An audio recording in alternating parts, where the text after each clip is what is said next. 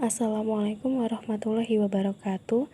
Baik, di sini saya akan menjelaskan materi tentang faktorisasi tunggal. Nah, pada subbab sebelumnya telah dibicarakan bahwa setiap bilangan bulat positif yang lebih besar dari 1 terbagi oleh suatu bilangan prima, sehingga setiap bilangan bulat positif yang lebih besar dari 1 adalah suatu bilangan prima, atau bilangan itu dapat dinyatakan sebagai perkalian dari bilangan-bilangan prima tertentu.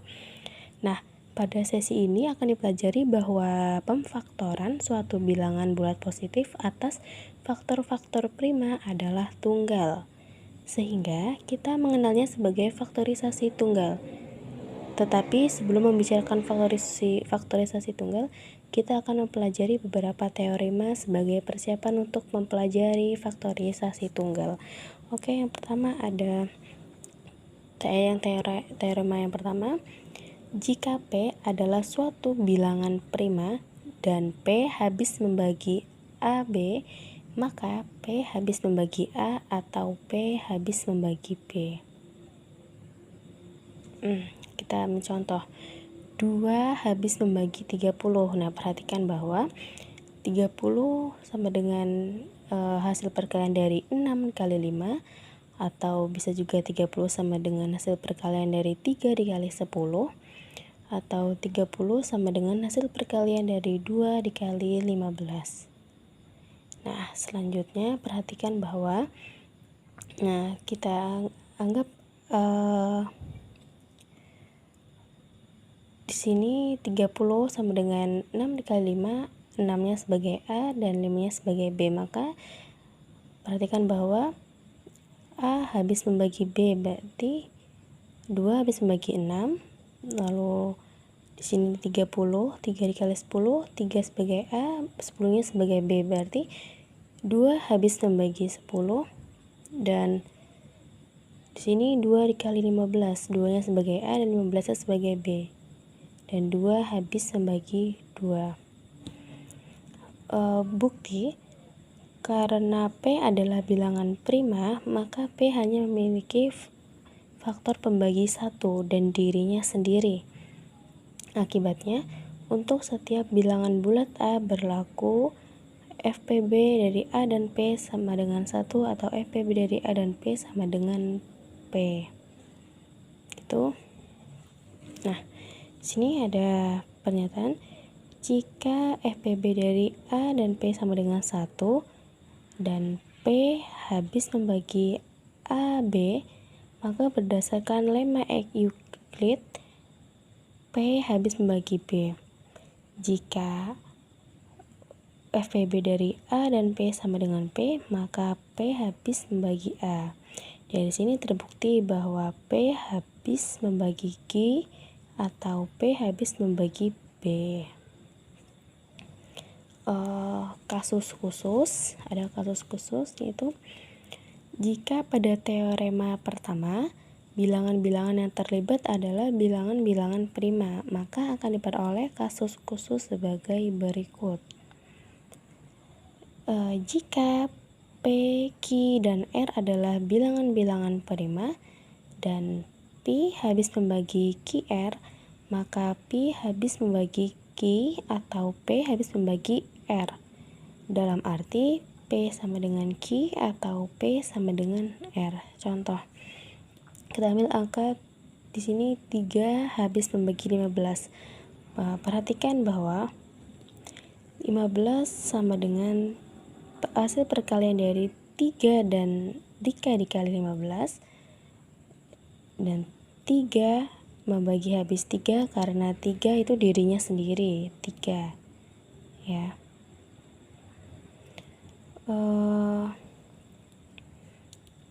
Jika P, Q1, Q2, Q3, titik-titik hingga Qn adalah bilangan-bilangan prima dan P habis membagi Q1, Q2, Q3, titik-titik hingga Qn, maka P sama dengan Q1 dengan 1 kurang dari sama dengan I kurang dari sama dengan N.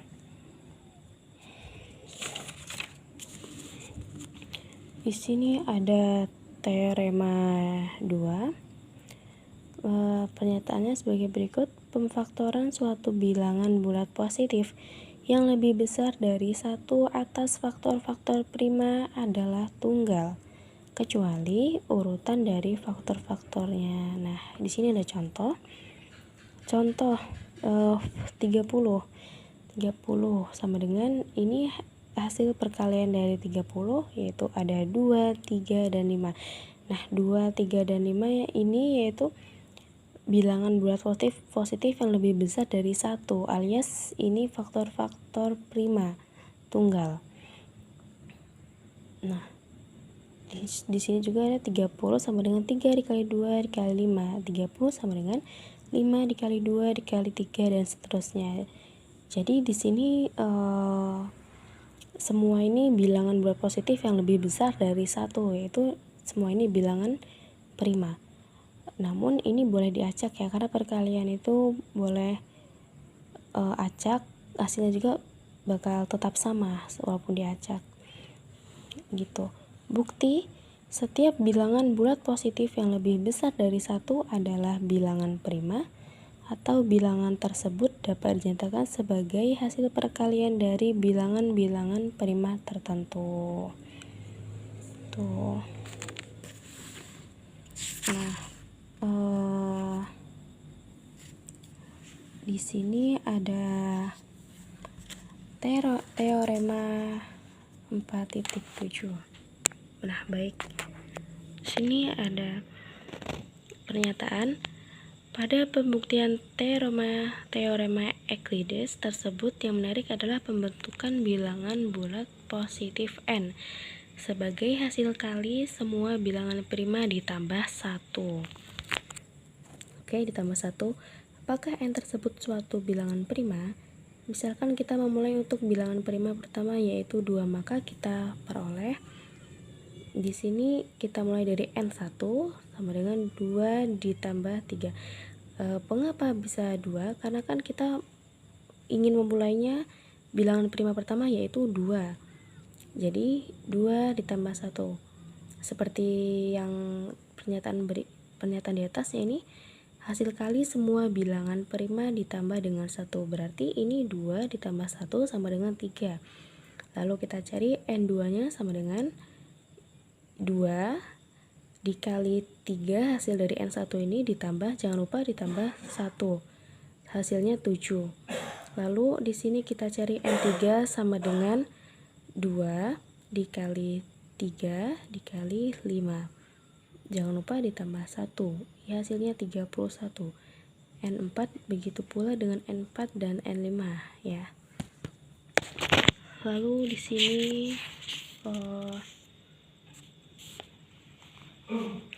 ada teorema 4.8. Aduh, maaf blur teman-teman. Nah, di sini ada teorema 4.8 dengan pernyataan dalam suatu barisan bilangan prima, jika Pn menyatakan bilangan prima ke negatif n, maka Pn kurang dari sama dengan 2 pangkat 2 pangkat n min 1. Bukti, pembuktian menggunakan induksi matematika pada n. Nah, sebelumnya kita pernah membahas tentang induksi matematika ya. Baik, kita sekarang pakai cara induksi matematika. Nah, untuk n sama dengan 1 diperoleh P1, n-nya ini kita ganti dengan 1, yaitu kurang dari sama dengan 2 pangkat 2 pangkat 0, karena n kurang 1 ini 0, yaitu P1 kurang dari sama dengan 2. Hal ini memang benar sebab bilangan prima pertama adalah 2. Selanjutnya, sebagai hipotesis, teorema diasumsikan benar untuk n sama dengan k, yaitu PK kurang dari sama dengan 2 pangkat 2 pangkat K min 1. Ini n-nya kita ganti dengan K. Ini n-nya kita ganti dengan K ya. Karena ini sudah mencari n sama dengan K. Lalu harus dibuktikan bahwa teorema benar untuk N sama dengan K plus 1, yaitu perhatikan bahwa lalu kita cari N K plus 1. Jadi kita ganti, ini jadi K plus 1, P K plus 1 kurang dari sama dengan 2 pangkat 2 pangkat K. Kita ganti ya, ininya menjadi K plus 1. Perhatikan bahwa kita tulis PK plus 1 kurang dari sama dengan dalam kurung P1, P2, P3, titik-titik hingga PK ditambah 1. Seperti pernyataan di sini. Di sini PN plus 1 kurang dari sama dengan P1, P2, P3, titik-titik hingga PN ditambah 1 ya. Jadi ini ditambah 1. Lalu PK plus 1 kurang dari sama dengan P1 ini 2. Ini kita cari masing-masing ya. P2 ini hasilnya 2 pangkat 2, P3 hasilnya 2 pangkat 2 pangkat 2. Lalu PK 2 pangkat 2 pangkat 3 dalam kurung titik-titik hingga 2 pangkat 2 pangkat K min 1 ditambah 1, satunya jangan lupa. Lalu kita terus lagi di bawahnya PK plus 1 kurang dari sama dengan dalam kurung 2. Ini 2 ini hanya tidak ada pangkatnya, jadi kita tulis 2 pangkat 1 ditambah pangkat 2, kita tulis ditambah 2 pangkat 3, kita tulis 2 pangkat 3 ditambah titik-titik hingga ditambah 2K min 1 ditambah satunya jangan lupa.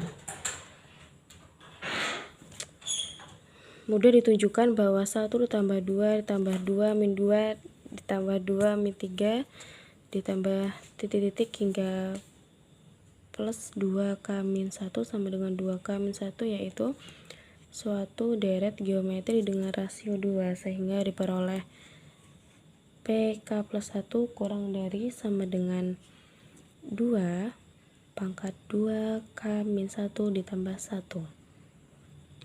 Karena 2 pangkat 2 pangkat K min 1 lebih besar dari 1 untuk setiap bilangan asli K, maka ketidaksamaan itu menjadi PK plus 1 kurang dari sama dengan 2 pangkat 2 pangkat K min 1 ditambah